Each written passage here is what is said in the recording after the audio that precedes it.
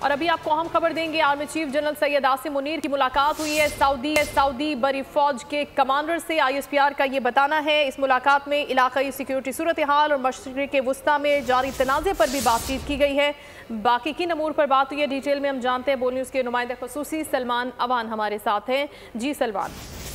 جی بالکل، سعودی بری فوج کے کمانڈر لیفٹیننٹ جنرل فہد بن عبداللہ المطیر نے آج اپنے وفد کے ساتھ GHQ راولپنڈی کا دورہ کیا۔ GHQ آمد کے اوپر انہیں پاک فوج کے 454 دستے نے ایک گارڈ آف آنر بھی پیش کیا۔